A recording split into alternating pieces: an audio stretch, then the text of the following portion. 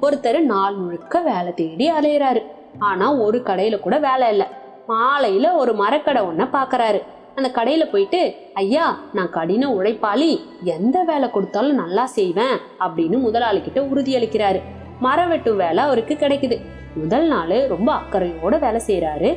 மற்ற தொழிலாளிகளை விட வேகமா மரம் வெட்டும் பணியை செய்து முடிக்கிறாரு. முதியவரோட திறமையை கண்டு அனைவரும் வியக்கிறாங்க. ஆனா வர வர விதி சரி செய்தது. அடுத்தடுத்த நாட்கள்ல அவரால் முதல் நாளை போல வேகமா வேலை செய்ய முடியல. மற்றவர்களோட பரிகாசத்துக்கும் ஆளாகிறாரு. ஒரு வாரம் கடந்த பிறகு, என்ன ஆச்சு, முதல் நாள் ஆர்வமா மரம் வெட்டினீங்களே, இப்ப ஏன் முடியல, வேகம் குறைஞ்சிக்கிட்டே போகுதே அப்படின்னு சொல்லிட்டு முதலாளி கேக்குறாரு. அதுக்கு அந்த மரம் வெட்டுறவரோ, ஏன்னு தெரியல, முதல் நாளை போல அக்கறையோட தான் நானும் வேலை செய்யறேன் அப்படின்னு சொல்றாரு. அப்படியா, அப்படின்னா நீங்க வெட்டுற கோடாரிய கொஞ்சம் காட்டுங்க, அதை நீ எப்படி கூர்மை செஞ்சிருக்கீங்க அப்படின்றத நான் பார்க்கணும் அப்படின்னு சொல்லிட்டு முதலாளி கேக்குறாரு.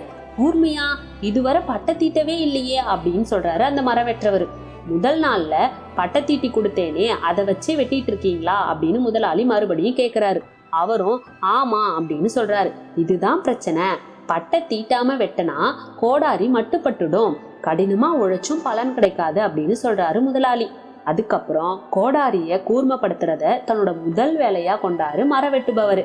நீதி, உழைத்தால் மட்டும் போதுமா, வெற்றி பெற புத்திசாலித்தனமும் அவசியம்.